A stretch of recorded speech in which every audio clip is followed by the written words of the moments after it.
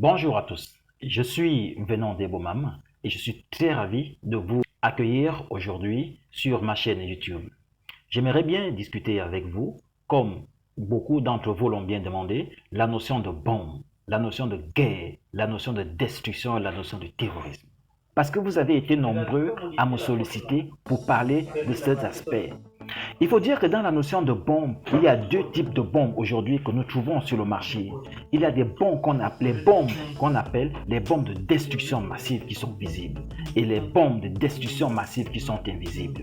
Oui, messieurs, nous sommes le peuple africain, nous sommes le peuple haïon, nous sommes le peuple écan. Il y a bien des bombes de destruction invisibles.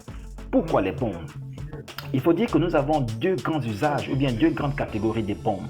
Les bombes que nous connaissons, les BH, bombes à hydrogène, les bombes atomiques, des missiles sol-air fabriqués par l'armée coloniale ou encore l'armée occidentale qui visent à détruire des États, des pays qui ne répondent pas à leur politique de colonisation, à leur politique d'impérialisation et à leur politique de dominance, à leur politique qu'on appelle l'unipolarisation du globe. À côté de ces armes de destruction massive visibles, il y a également les armes de destruction massive invisibles. Mais celles-là sont utilisées par des sorciers maléfiques. Ces gens qui sont au service du mal, pour le mal et par le mal. Il faut dire que parmi ces armes, il y a ce qu'on appelle chez le peuple écan des armes qu'on fabrique pour servir rien que le mal. Ils sont détenus par les brillants, ça veut dire les connaisseurs, les savants, ceux qui ont la possibilité de conjuguer le vivant et l'invisible, le visible et l'invisible. On les appelait à l'époque de nos ancêtres physiologues, ceux-là qui avaient la possibilité de discuter, de parler avec l'invisible pour servir l'humanité tout entière. Comment se manifestent ces armes?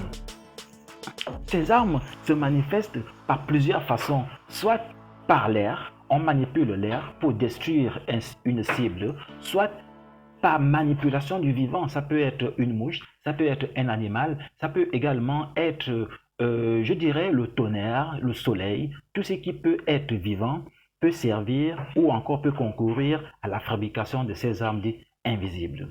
Un sorcier, où il a la possibilité de manipuler son arme et venir détruire sa cible. Sa cible peut être une personne physique, sa cible peut être un bâtiment, sa cible peut être une voiture, sa cible peut être tout ce que les autres armes qu'on a d'abord citées en amont, c'est-à-dire les armes de destruction massive physique, peuvent détruire.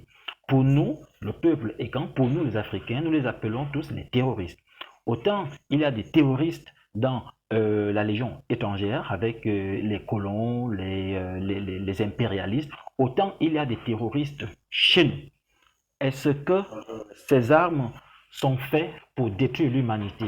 Non, les armes sont faites pour, n'est-ce pas, protéger l'humanité contre le désordre. Nous avons donc l'Isfeld et nous avons également la Mahat. Les armes ne sont pas faites pour détruire l'humanité. Les armes sont faites pour protéger l'humanité. Lorsque les armes vont déjà pour détruire l'humanité, ça veut dire que l'humain lui-même est déjà un problème.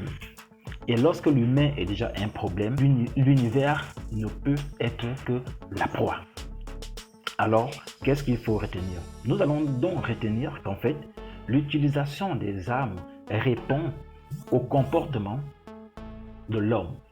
Si l'homme est un prédateur, l'arme sera prédatrice. Si l'homme est un homme de la paix, alors les armes seront paix. La sorcellerie est une science. Et Boyum n'est pas seulement celui qui tue, parce que chez nous, c'est celui qui tue, qui guérit, qui nourrit, qui donne vie également. Alors, si nous possédons ces armes de destruction et massives, invisibles, et massives et invisibles, utilisons-les à bon escient. C'est pourquoi j'ai tenu à vous donner cette petite vidéo pour que nous comprenions bien comment fonctionnent les armes. L'arme en elle-même est bien, mais l'usage abusif de cette arme est mauvaise. Je suis Venant Debomam. Je serai content de vous retrouver lors de ma prochaine vidéo qui parlera effectivement des choses que nous ne connaissons pas, c'est-à-dire des choses invisibles. Merci, à bientôt, au revoir.